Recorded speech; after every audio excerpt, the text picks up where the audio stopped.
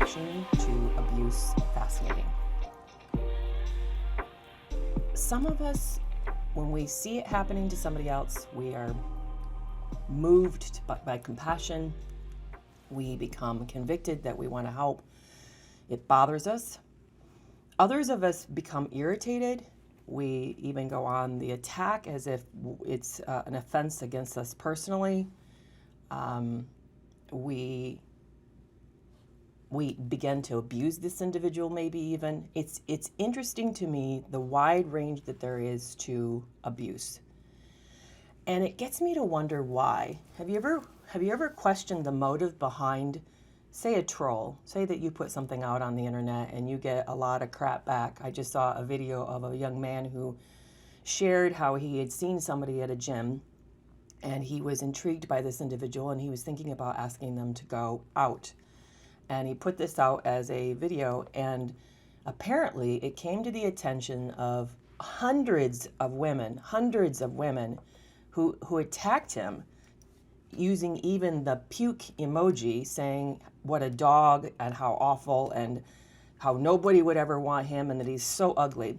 And he posted another video of himself crying, which he wasn't trying to cry. He was actually trying to hide the fact that he was teary, but he basically said that the response to the video was so overwhelmingly intense and hostile that he has now taken his dating profiles off the app, and he has changed his gym routine so he doesn't bump into this woman that he had hoped to go out with. In other words, he basically withdrew all effort or interest or intentions to have any kind of romantic relationship ever with anyone, if that was the response that he got from women.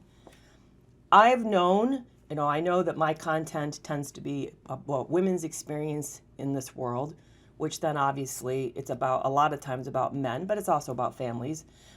But I have always known that it's equally bad on both sides, that women are no nicer to men than men are nice to women. But it fascinated me, why jump in? This guy wasn't talking about the women who responded. He was talking about somebody in his life. Why say something? All of us, there's an inner critic inside all of us. It's called we call it the inner critic, but it's also really what's referred to in psychology as the shadow, your shadow side. I believe, I have the perspective that our entirety of ourself, unconscious, preconscious, and conscious self, is invested in our adaptation, that is attempting to keep us alive and surviving, and it's well-intended. It may do bad things, but it's well-intended. It's doing what it's learned to get ahead, and maybe that worked when you were 4, and maybe it looks really bad when you're 35, but this is your worldview. Now, I'm not saying it justifies bad actions. I'm not saying that. But it's what you learn to get through a really tough time. This inner critic that often attacks us, but it's also a critic of the world, it actually also, it attacks things that make it scared. The things that create anxiety and tension inside you.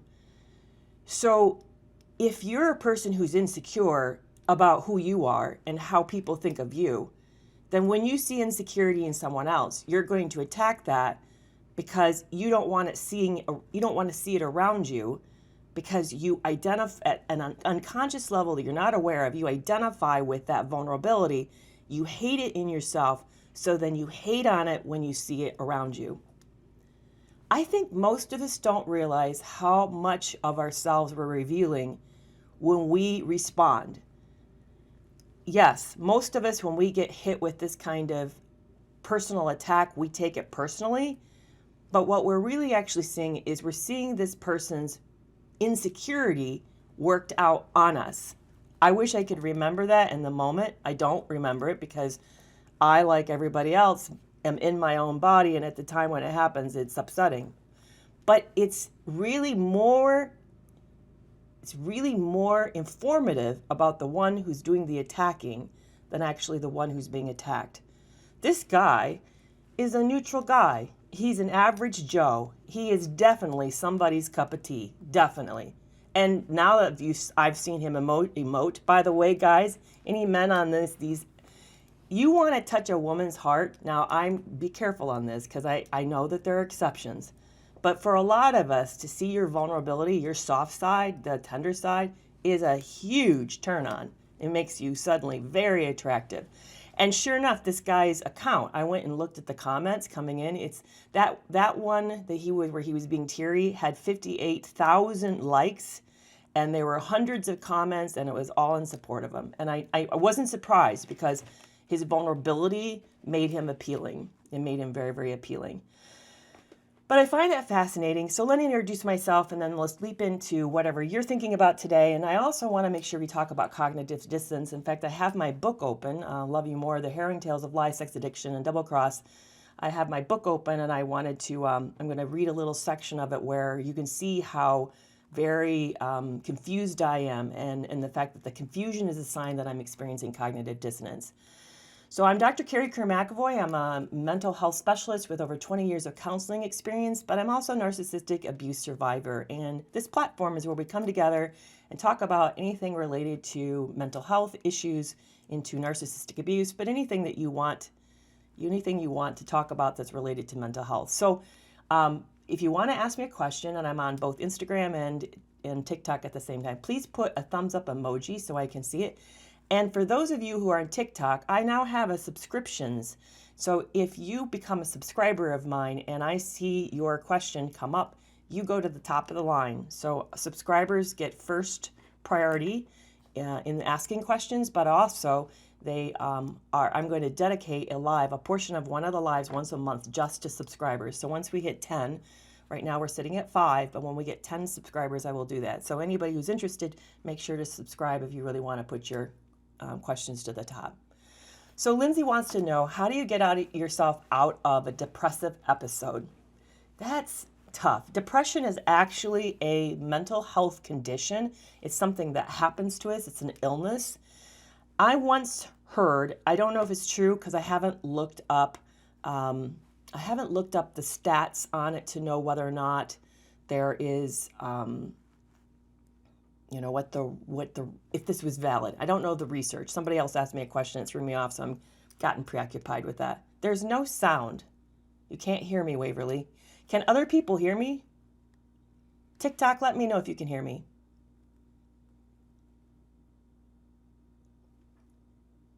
Can someone on TikTok besides Waverly let me know? Yes, you can hear me. Okay, great. Thank you. All right. All right, Waverly, I don't know what's happening to your phone, but apparently it's an issue on your end, not on our end, but sorry about that. Okay, back to the depressive episode. I once heard that if you didn't treat depression at all, a certain portion of depression would recover on your own. In other words, that just like a cold has a course of illness, so does depression. But there is a law, and again, I don't know if this holds up with research. There is what we would refer to within the clinical field, a law of thirds. There's people who have a depressive episode one time and they'll never have depression again. There's a third of the people who have a recurring struggle with depression. And then there's a third who will really struggle to come out of a depression. They just have what's called kind of I'm blocking on the word, can't think of the word. It's sort of like a non-responsive depression. It's very difficult to treat. But there's different kinds of modality. It kind of depends on your history and whether or not you've had depression before. But a lot of times we use, the first thing we do out of the gate is use a medication that's an SSRI, a serotonin reuptake inhibitor. And if you don't respond, then we kind of move into the second line, which is a little more complex medication. It affects more areas of the brain. That might be, for example, Wellbutrin would be one that's kind of atypical type. But there's types of depression or antidepressants we use that are kind of out of not the first line, but second line. When you have someone who has a resistant depression, they actually sometimes think about ECT, electric convulsive therapy, as a form of a way. It's shock therapy, but it's done differently these days. But that's only last line when there's not really a good response to medication. But yeah, I'm sorry to hear that you're struggling and that's been a difficult road. It's really important if you're struggling with depression. it's actually not a feeling. I often know we use this as a feeling state, like, oh, I feel depressed today. No, it's actually a condition, and it has a whole list of symptoms. It includes hopelessness, helplessness, struggles sleeping or not being able to sleep, difficulty with the appetite. Maybe you're overeating or you have no appetite at all. Everything feels dark. People who have depression say that the world looks dark, feels like it's just gotten really, even visually gets dark.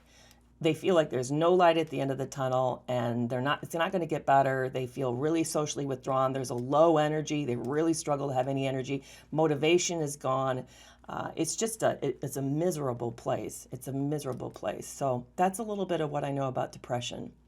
But I'm glad you asked me, and I hope you're working with a really good psychologist and psychiatrist. I want to make sure there's any questions over here on Instagram. And thank you guys so much for joining me on Instagram and following me. I appreciate it. And somebody's trying to talk to me. Yeah, treatment-resistant clinical depression. And somebody said on Instagram they actually have that. I've worked with a few people who've had it, and it's a very rough spot. I feel a lot of pain for people who struggle with that. What medications are prescribed for anxiety? Well, medication is not the first line of treatment for anxiety. Anxiety can be treated with good therapy, with cognitive behavioral therapy. Sometimes some forms of behavioral therapy would help. So I would make sure you're working with a therapist who's aware of that, because anxiety can be changed with the way that you think and approach it. So I would really urge you to do that, because here's the other problem with the medication for anxiety. Yeah, they use SSRIs, the medication for depression, sometimes for anxiety, but it doesn't perfectly help, and it's not a good response rate.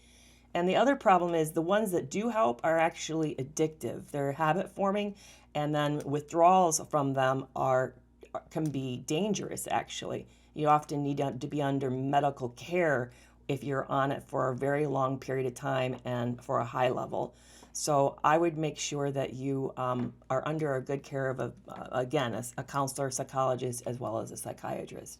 So Jennifer wants to know on Instagram, if you're gray rocking, separated to divorce, how do you deal with a narcissist at grandchildren's birthdays, graduations, and recitals? So do we all know what gray rock is? And do we actually know what the intentions of the gray rock is? So gray rocking is when you become emotionally detached from someone and you use very bland responses whenever they want you to engage. And everybody knows how toxic people are so good at pushing hot buttons and making us very upset.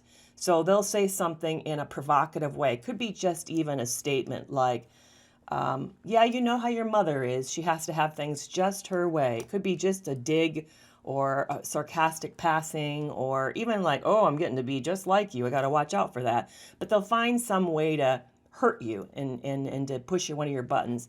Gray rock is essentially a change in attitude first. And this is what people get wrong, and why it goes wrong is they don't have a change of attitude. They just try to use the technique and then wonder why it doesn't work. So what has to happen inside of you, and this was hard work. I remember struggling with this. You have to move to a place where you cease to be invested in this person's opinion. Do you hear what I'm saying? I'm saying you basically have to get to the place where they're not important to you and you're not looking to them to have an opinion. You're not looking to them to give you feedback or even to think positively about you. That's a lot of mental work that has to happen. Now, it takes time and it's a process. So I knew I had days of victory, and I had days where I was insecure or I was missing him, or I wanted our relationship to work out, and I began becoming invested again. So be kind to yourself as you're working on the process. But the second part of it is, I want to add one more caveat to that. Don't use gray rock for revenge. You're not giving the toxic person a piece of their treatment. If that's the point, then you've already engaged, you're reacting, and you've already failed. It won't work. They will sense it. Guys, these people have almost like a reptilian ability to pick up on what upsets us and our intentions. So if you're doing this as a way to get them back, they know it. And they already are happy because they don't care it's negative attention. To them, any attention is good attention. So be very, very careful on how you use this. What you do is you respond emotionally neutral. Like, disengaged, disinterested. Imagine that somebody that you don't know walked up to you in the grocery store and asked something of you or said something of you, and this is a person that you hardly even know, recognize, or care about. You would give a bland, no big deal statement like, I don't know, or really? Huh, that's interesting. Or, well, if it works for you, you have to find something, you want a statement that works for the situation, but make it bland and not emotional. So for you going into this birthday situation where you know you're going to be encountering this person, or graduations or other family events, think of the possible comments this person's going to say, because you know them, you've been living with them a long time. So think about how they may approach you or what they may say, and then come up with some practice statements, and practice them. Come up with some statements and practice them so that when it happens, you're ready and you can pull it right out. Yeah, Kay Thatch, I see your comment. Most people don't mean to offend. You have to disagree. What do you disagree? What are you disagreeing about? I don't know if you're talking to me or if you're talking to somebody on TikTok at the moment, or maybe you are referring to E's comment, can narcissists change? Should I leave my husband? Narcissists rarely change enough. They rarely change enough. And the reason is that for those of you who know my platform are aware that this is what I talk about a lot, is that narcissists have a personality disorder. It's not a condition, it's a disorder, which means that this is who they are. These are their traits. It's the way they're hardwired and made up. Just like you have your traits. Maybe you're a person who gets up early in the morning. Maybe you're an extrovert. You might be somebody who's really organized and very sequential. Those are your traits. It would be like asking you to suddenly be introverted, and then on top of it, to put nothing away, leave everything out right where it sits when you can't stand that and drives you nuts. You're not going to do that. It's just the way you're hardwired. So as a result, it's going to be something that's very, very difficult to change. So you're asking narcissists to stop being preoccupied with themselves, give up their special entitled position and their arrogance around that position, to stop pursuing being admired, loved, the center of the world, in order to put other people first and care about the other people's feelings. You're asking them to do that. With somebody who doesn't have empathy and its brain literally is different to where it's preoccupied with their sense of self, and the part of it, the brain that registers guilt and distress, is under functioning and doesn't experience guilt and stress the same way that you do. I don't know how you're going to do that. It would take a lot of work. They would have to do an enormous amount of work in order to make those kinds of neurological changes, very neurological changes. Is it possible? Well, yeah, probably, if with enough raw honesty and diligent work and a really brutal therapist and a lot of deprivation and pain in their lives. Yeah, maybe some of it, but enough that I would want to live with them. Probably not. It would be really, really tough. So for those of you who are just joining me, I'm Dr. Kerry McAvoy. I'm a licensed mental health specialist with over 20 years of counseling experience. Please make sure you put a thumbs up ahead of your comment so I know that you're talking to me. And on TikTok, consider subscribing so that you get special perks. And one of the perks you get is your comments come first. And then I'm going to dedicate one of the TikToks to you guys, part of it, so that it's just your comments once I hit 10 people who are subscribers. Oh, thank you for loving my necklace. I forgot to talk about my rules of the room, which Kim, or abide up, or however you want to say it. Please, no shame, please at all. But one of them is we don't talk about my appearance, we don't talk about politics, and we don't talk about religion. But thank you. I love it too. I got it in Mexico when I went on a trip there. So I want to read an excerpt of an example of cognitive dissonance. And what it was like for me. And this comes out of my book, Love You More, The Harrowing Tales of Lies, Sex Addiction, and Double Cross. Caesar finished dressing before me. I'm going to go down and have a drink. I'll be in the lounge. Okay, I won't be long, I answered from the bathroom. Once I'd finished, I went looking for him. Except for the bartender, the lounge area was empty. I wandered the old hotel's maze of small rooms filled with antiques, and finally located Caesar on the opposite side. He stood beside a beautiful young woman. They bent their heads near one another as though engaged in a private conversation. The woman threw her head back, laughing at something he said. He chuckled, looking pleased, and their eyes met. I stopped dead in my tracks, unable to look away. We're here so Caesar can tell his mother about his sexual addiction, and he's flirting with another woman? After taking a deep breath, I strode towards them. Caesar smiled broadly and waved one arm towards me. Kerry, I'd like you to meet Selena, the manager of this hotel. Selena, this is my wife. I stood a bit taller and stuck out my hand. Nice to meet you. With a cool gaze, the woman grasped the ends of my fingers. Her faint smile never reached her eyes. Hello, she said. Nice to meet you. She turned to resume speaking in Spanish to Caesar. Her face came alive and her eyes twinkled. She leaned closer and giggled about something, touching his arm. I'd become an unwanted intruder. Shaking with fury, I considered wrapping my arms around Caesar's waist to stake my claim, but then thought better of the idea. I'm not playing this game. Instead, I slipped away to admire the furniture on display. Caesar startled me by whispering in my ear, "Ready to go?" "I've been waiting for you," I said. "Do you know what you'd like to eat?" "You wanted steak." "It was just a suggestion," he said with sudden disinterest. Thrown off balance by his shift in mood, I pulled out the phone and located a nearby restaurant. As we walked in silence, tension mounted. "Selena was just talking about our vacation rental business," Caesar finally said. "She's never been to Playa del Carmen." "Oh?" I asked.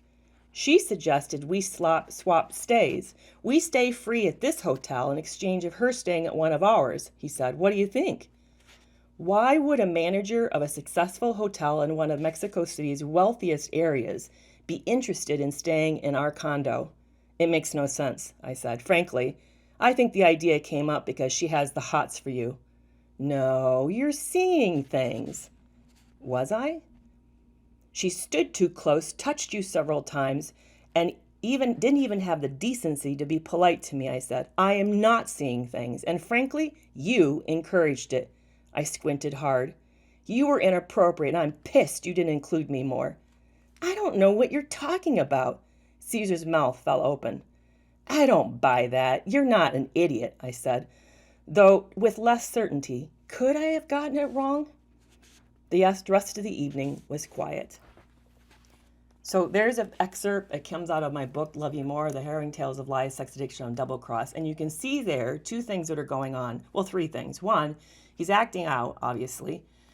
He and her are flirting, maybe even making plans to hook up. He's gaslighting me. So there's lots of examples of the gaslighting where he's telling me that I didn't see it right, that I got it wrong, that I misread the situation. There's invalidation. He's minimizing my feelings and invalidating my experience. So my upsetness isn't getting any space at all. And then, it throws me off. You can see that I'm completely confused. And by the end of the conversation, I'm no longer for sure if what I saw what I saw correctly and interpreted it correctly. That's what gaslighting is. Gaslighting takes your reality and substitutes it for the person who's gaslighting you. So his reality is that nothing bad happened. It was an innocent moment, and I'm making a big deal out of nothing. My reality was I saw a married man who's there coming home to see his mother to tell her that he has a sexual addiction problem, and he's flirting with another woman openly in front of everyone. He's substituting the fact that that wasn't happening with my reality of that it was happening. So I'd love to also talk about gaslighting with you guys today and what cognitive dissonance is. So gaslighting creates cognitive dissonance, which is I'm no longer for sure. I'm now increasingly confused. And the confusion then makes me unable to take action. If I'm wrong, then I shouldn't be upset. And there's no reaction to even have because I think that I'm wrong. So I'm immobilized. That's one reason why when people tell any of us, well, you should just leave. It happened, just leave. What they don't understand is that we're being inundated with information that tells us that what we're experiencing isn't really what we're experiencing, that reality is actually not true. And it becomes to creates confusion inside you as a result. So then you don't really know. Because if you're just being highly reactive and overly sensitive, walking out then is the stupid thing to do. It makes you even look worse weeks. Like, see, she can't even take this. She just ups and outs. Or he's just at the first drop of the hat or the first tough thing, they just bail. See, so you end up feeling like you can't authentically be yourself and you can't take action to protect yourself. So then you're stuck. You're just very stuck. That's cognitive dissonance. And that's why we find it so hard to leave. And if you really want to learn more about it, we have the perfect opportunities. Thursday night, I'm talking to Dr. Kristen Milstead on a live webinar, and the tickets are in my bio, and I would love to have you come and learn more about it. So if this is something that you're struggling with and you really don't know what to do, or what is it, or what's it about, or you find yourself don't even know what's real, or you don't know how to leave, or you don't know how to break a trauma bond, all of these things are going to be discussed in this webinar on Thursday night with Dr. Kristen Milstead. And the tickets now are $25. If you wait and buy the webinar afterwards, because they will have replays for sale, the price is going to go up. So I don't want to have you miss that opportunity of saving yourself of a little bit of money. So the question came in of, my parents and partners are doing this, and I'm now having a hard time trusting my judgment. Yeah, exactly. When it happens over a long period of time, gaslighting is actually very insidious, and it has long-lasting detrimental effects. It causes us to really not know ourselves, to know what we're experiencing in our minds and our bodies and our feelings. We distrust our senses. We distrust our interpretations of things. And as a result, then we look to the very one who's abusing us to validate reality. I cannot describe the confusion that it creates. I grew up with chronic gaslighting from childhood. From the minute I was born, my family, extended family and family, all was practiced gaslighting as a way to manage uncomfortable emotions. And when I got into the therapy for the very first time in my life in college, all I did in that therapy session was just validate reality. I would say things like, I'm feeling really nervous about that. Is this normal? And she'd say, yeah, it's normal. And I'd say, well, I would give some other common, I can't even remember it now, but it would be some ordinary comment that you would think that everybody would know. And I honestly didn't know. I wasn't for sure. And I had learned to not listen to myself, not trust any of the things that I experienced, not trust any of my interpretations of things, and I swapped it out for what everybody around me told me.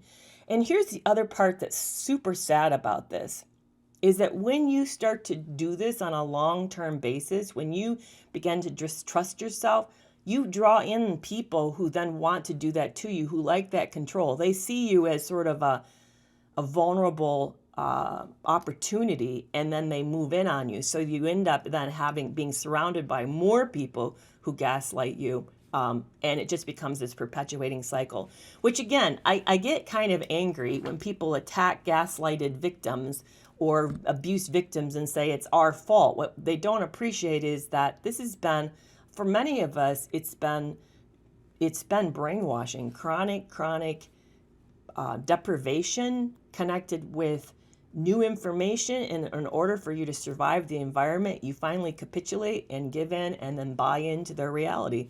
So it's a survival mechanism. To me, I think actually anybody who's learned to survive these very emotionally hostile environments, way to go. You got out. You survived. Now the trick is, how are you going to heal so that you don't continue to perpetuate that for yourself? That's really important for you to know, for you to figure out how to now let go of it and learn new skills. So Tina is a therapist who helps people but wonders if she's a narcissist. Can you say more, Tina, what's making you worried about that? I want to say there are certain fields that attract narcissistic people. Some of them we know about. I mean, we know politics is ripe for that. It's very common for anybody who really likes power or control or who wants a lot of admiration and worship to go into politics. Another area it's really popular, of course, is Hollywood. And that's why social media is a platform where not a lot of nurses hang out. I would be careful. I would be aware that that's a risk, that having a platform and having a lot of attention is very gratifying for that type. But another group is the medical profession, including psychology. I have met them, and I am aware that it's intoxicating, because you have clients come in who really, they kind of fall in love with you, they deeply appreciate you, and then they listen to you, and then you get to have all this power and feedback in their life. So it is a very, very intoxicating experience. So I think it's interesting, Tina, that you're wondering if you are a narcissist, and I'm reading through your comments, and what I would recommend is that you get yourself into therapy with somebody who's aware of personality disorders, who knows a lot about narcissistic personality disorder, and begin to really dig deeper into whether or not this is actually true. You haven't given me enough for me to know one way or the other, but if you're wondering about it and you find yourself maybe having a lot of failed relationships and struggling to have connections outside of your therapy room, that might be a sign that you are struggling with something, that you're having something. Yeah, there are some tests. The MCMI is one of them I'm aware of that will look for personality traits. And everybody on the I hope it's the Milan. I'm trying to think of the rest of the word for that one. Everybody looks bad on it. You're going to show up high on something because that's the way it works, is it shows you you're bent, but that would be an interesting one. The MMPI is a bad one. It does not show personality disorders. I wouldn't use that one, but I'm trying to think of other good ones that would actually. There are things that you can get over online, but there tend to be just questions that are variations of the 9 criteria. So, I mean, anybody can fake those and say, well, relatively to others, I'm not that grandiose. I mean, you see what I'm saying? You can bias it in a positive way or negative way, depending on your intent. So that's not always a good way to know. But I would get into the therapy, because there's ways in which somebody would experience you and they would know. They would know if you're being narcissistic. Well, if they say that you're not, then maybe you're not. Here, remember, we're all on the spectrum, so it could be you have some traits you're recognizing and don't like about yourself, but maybe when it comes to having a full-blown MPD, you just don't have that. Yeah, there is adverse childhood theory that says those who have trauma in their past are narcissistic. That's actually not true. There's actually no correlation. It's just a hypothetical. But yeah, I think sometimes trauma can certainly make us defensive and careful, and sometimes, and even living around narcissists, we can get what's called narcissistic fleas, where we pick up some bad habits. We're not narcissistic, but we've learned to survive it. There was a question that came in on Instagram, so I'm gonna go back to that. Yeah. So Jennifer's saying NPD hubs had a MS in counseling. Yeah. What else is somebody saying? Anything else over this? Yeah, Jennifer's also saying asking a narcissistic personality to change is like asking a cat to lay an egg. It won't happen. It's a great point. Yeah, it's really asking them to develop traits that they don't have. And I got to hear Dr. Greg Lester, who is on, he was part of the DSM-5 personality disorder committee, and he said it only happens with therapy that includes pain and deprivation, and teaches them new ways of compensation to overcome the traits that they're missing. So can we talk about love bombing? Yeah, I've been thinking. In fact, I did a skit on love bombing that I'm going to be posting on Instagram, and got to figure out how to pull it over to TikTok. Instagram's not so sweet about playing nice in that sandbox, so they make it hard. Love bombing's pretty intoxicating. Are you all able to tell when you're being love bombed versus when you actually meet someone who's falling in love with you? Do you know the difference between those two states? It's hard. I'll tell you, it's hard. And there's nothing, especially if you really have been looking to be loved by someone, when you start to be love bombed, it feels like you feel like you're walking on water. I mean, it's the most intoxicating experience I've ever had. So what is it? Desiree wants to know, what is it actually? Love bombing is when someone meets, okay, let me back up. When you meet someone new and you are trying to make a sale of, say, I want someone to like me. You meet a date and you want them to like you. All of us do a little bit of this, in that we want to make, quote unquote, a sale. We want them to choose us. That's the point of dating. We hope that they'll say, yes, I like you. I'd like to get to know you. So you put your best foot forward, and you hide maybe the things that you're a little uncomfortable about so that they will see your best self. That's normal. What the challenge of dating is then how to let go of making the sale. Once you've like, okay, we connect, we choose each other, we like each other. Now how do you change that and make it about having long-term goals together and becoming to develop a partnership together? That becomes the challenge. How do you make that transition? It's a tough transition. Partly because we're trying to make the sale, we put our best foot forward. Now we're revealing who we really are, and that may be, there's some adjustment to that. But what happens with love bombing, with people who are deliberately hoping to attract you, and they've even targeted you. So that's the other thing. Often, not all love bombers are doing this, but a lot of them are. There are sex addicts or love addicts that just need somebody to love them, so they're doing it too. But there are also those who are really trying to groom someone to pull them into a relationship. What happens is the person you meet isn't their best self. They're not just putting their best foot forward and making themselves as appealing as possible.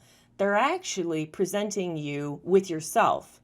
They falsify themselves so that you meet yourself and feel really connected to them and think that you've met this perfect person, this soulmate.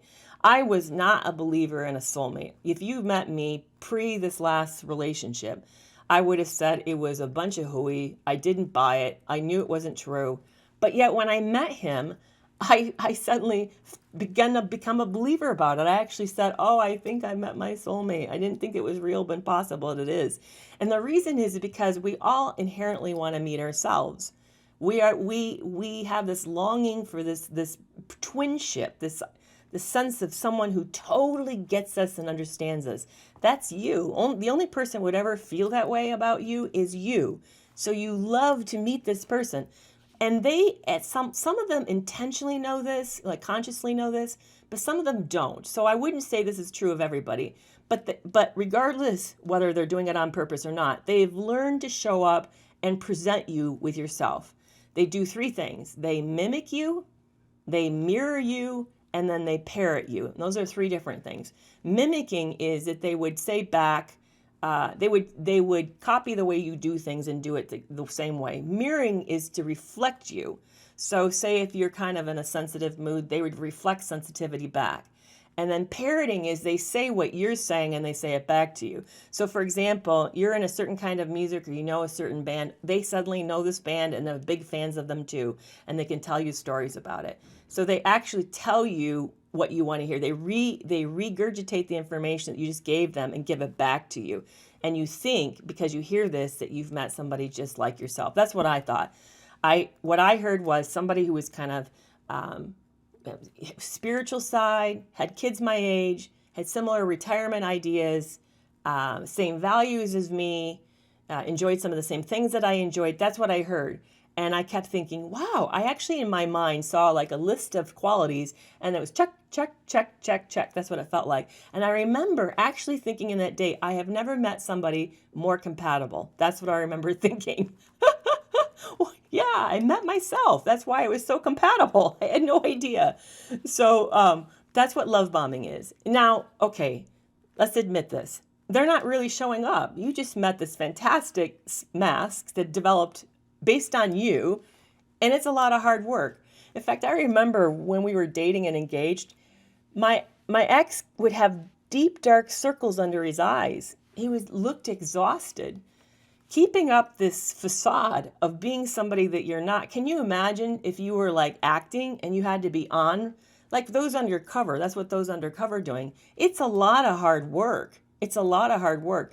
And what happens over time is as the relationship starts to get deeper and more lasting, it starts to drop. They start to like reveal who they really are. And that's why we call it the living with Dr. Jekyll and Mr. Hyde. You think you met this fabulous Dr. Jekyll, who's all that, but then you start to see the Mr. Hyde part or the Ms. Hyde part and you realize, whoa, who is this person? Now here's where it gets really not good. This is where the cognitive dissonance comes in. Instead of them owning that, yeah, no, I told you I really like so-and-so as a band, but I really don't. I actually like this group over there, and I know you hate them, but instead of just owning it, they don't.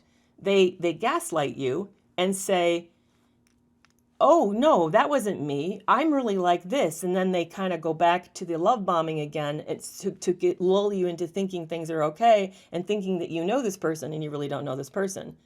So it's, that's called breadcrumbing. They give you enough, just enough. It's not as big as it was when the love bombing phase. It starts to like trickle down.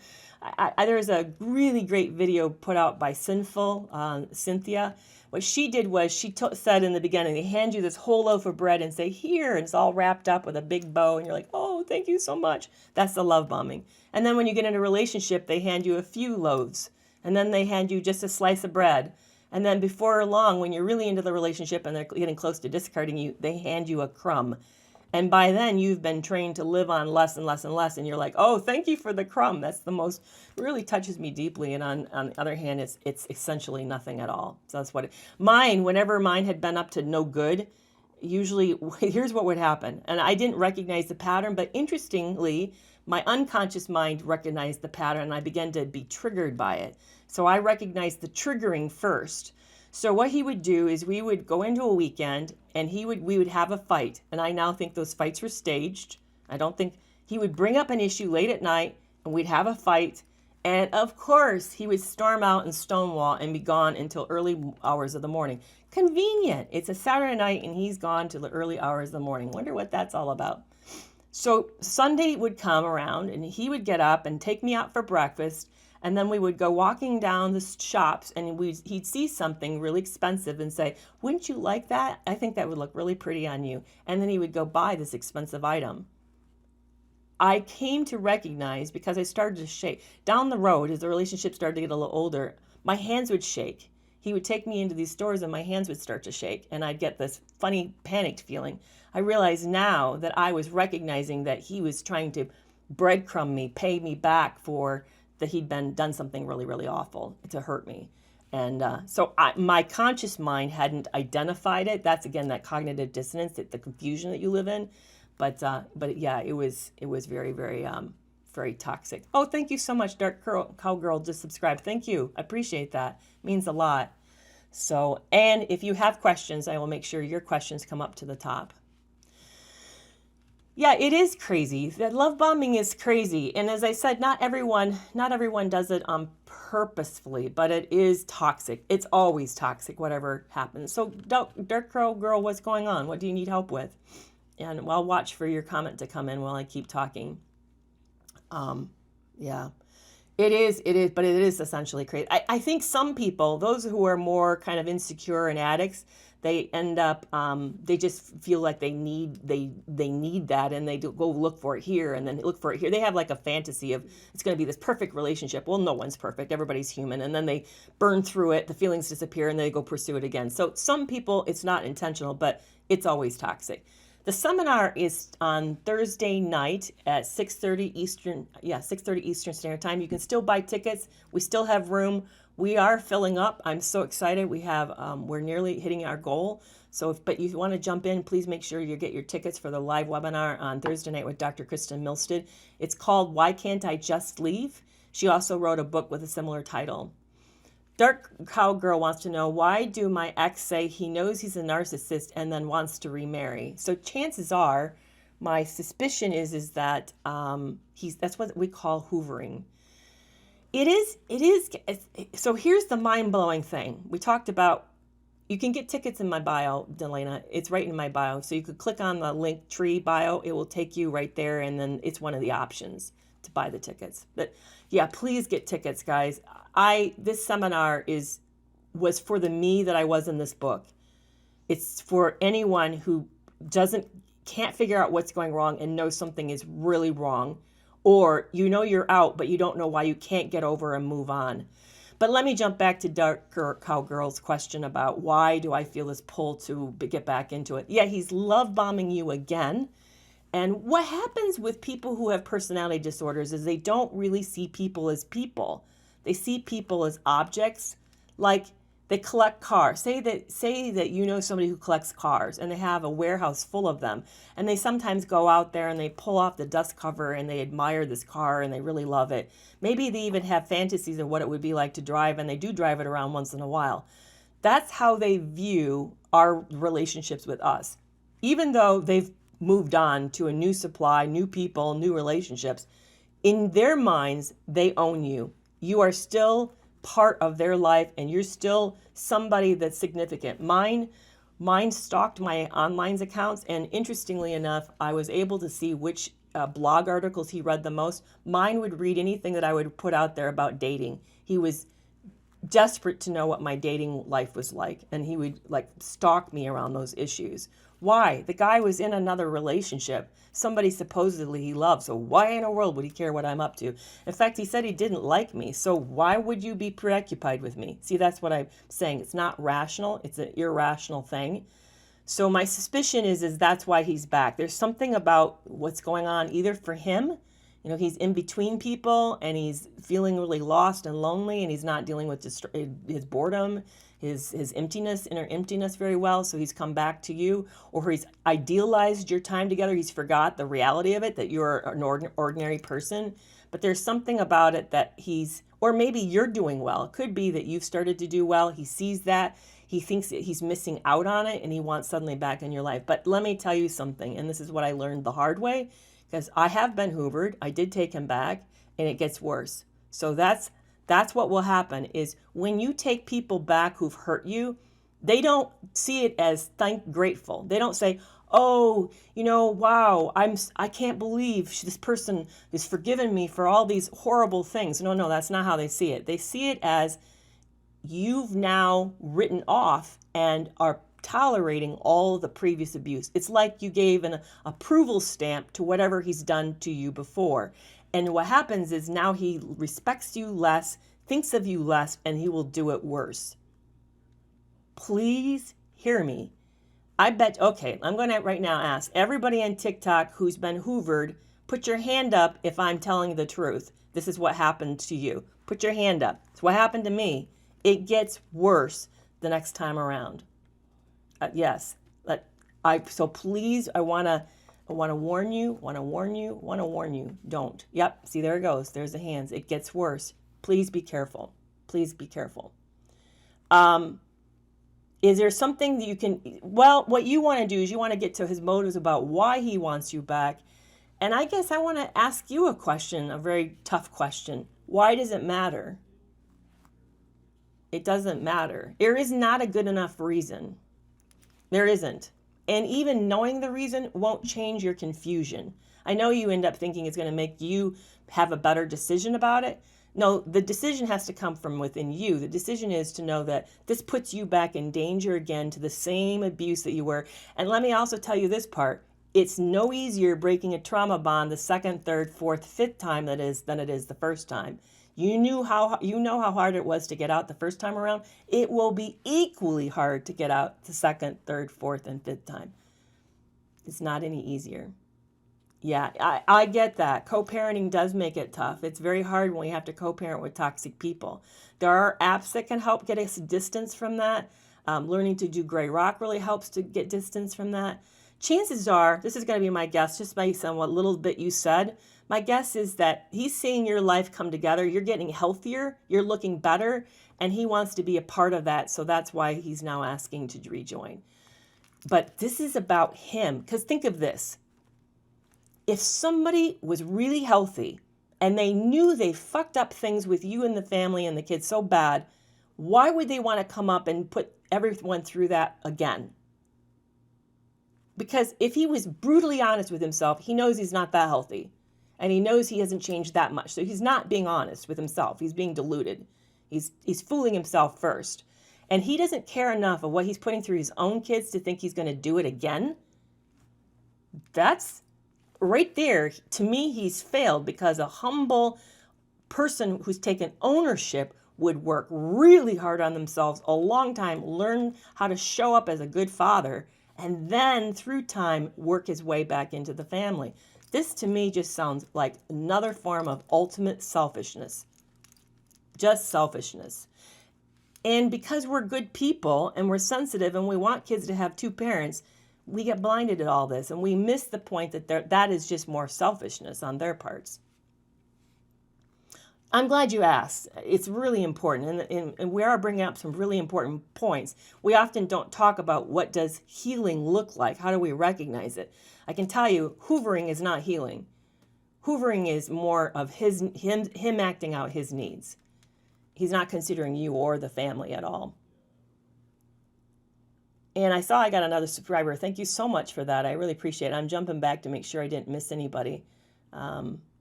And as I said, subscribers get perks. Their questions come to the top of the line, and then I'm going to dedicate one of the lives to them. And I'm also trying to think of other perks, too, about this. So I really, really appreciate the subscriptions here. Yeah, how do you break a trauma bond? You break it by resolving the cognitive dissonance. And what we're doing today, this confusion you're feeling right now, guys, or everybody who's been listening to me talk to Dark Cow Girl, which, what a nameful, by the way. That is how you break it. We're doing it right now, is that we're helping you confront the dual reality you feel in your head. Well, he says he loves me. He says he knows how to be a good dad. He says he's trying really hard, but you also know at the same time, yeah, but he's pushing, and pushing isn't sensitive.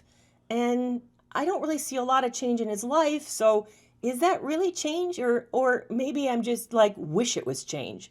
Do you see that duality? That's creating cognitive dissonance.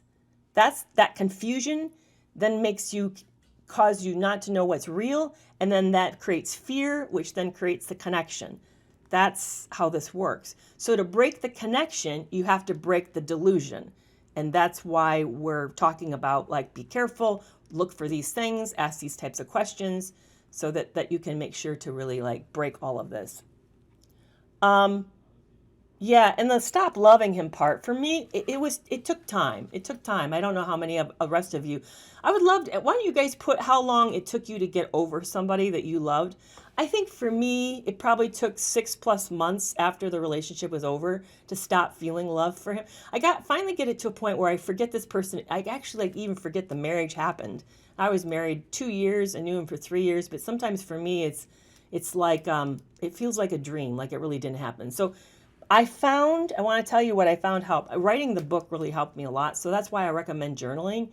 Just seeing the facts on paper, and that might be something you'll want to do, Dark Cow Girl, is actually take a moment, one of the moments that are happening, write it down word for word. He said, she said, he said, she said, like a scene, like you pulled a scene out of a movie, and then look at it and say, now what am I missing? What's going on behind the scene that I've not been attending to?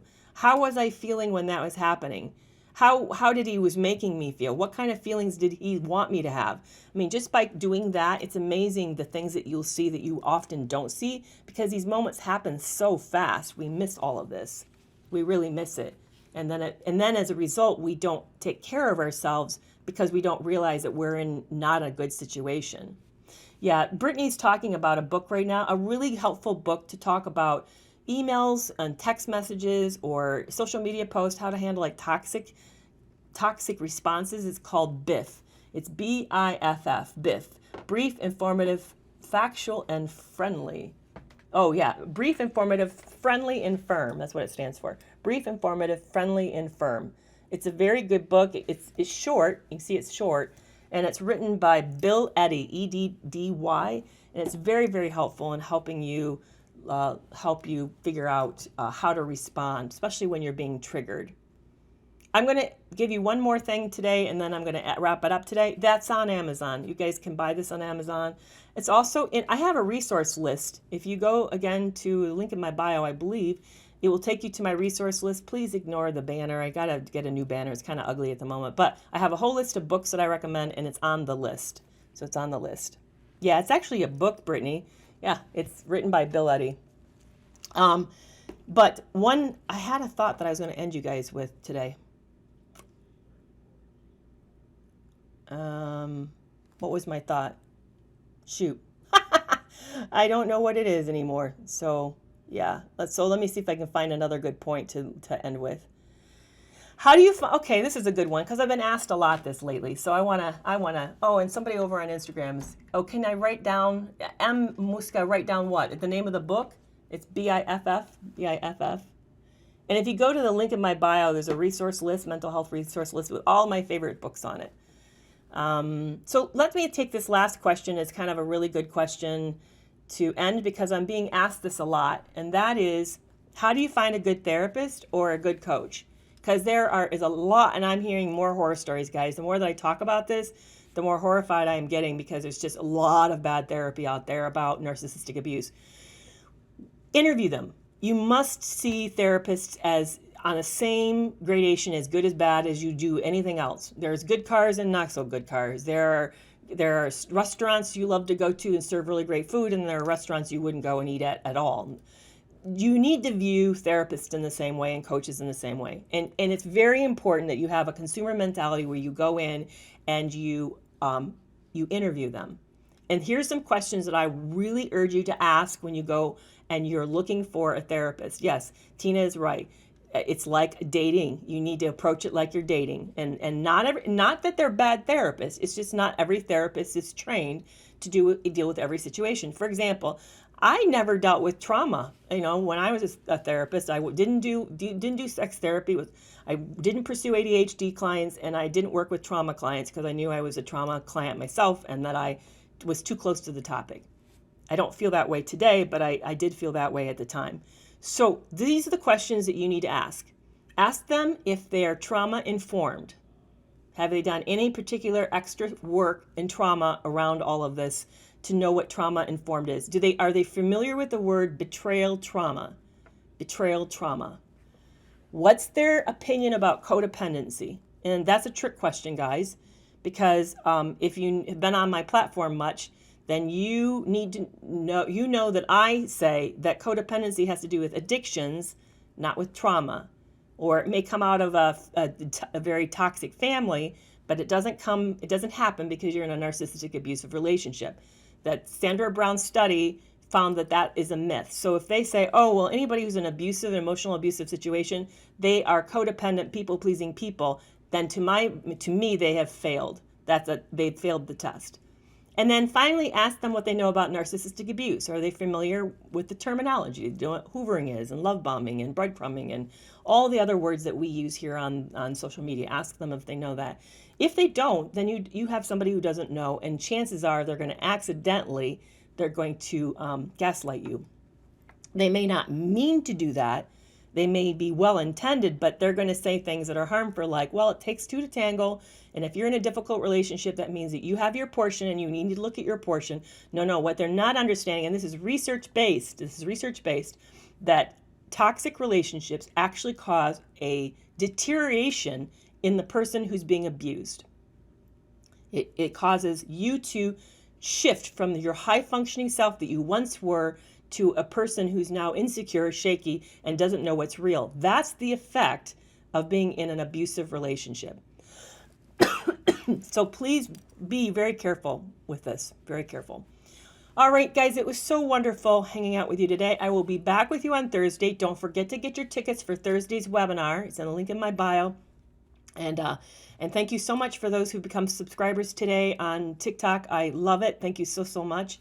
I'm at 8 now, or 7 or 8. So when we get to 10, I'm going to devote a part of the TikTok once a month to you who are subscribers. I'll be back on Thursday at 12:30 roughly. So I will go live on both platforms and see you guys then.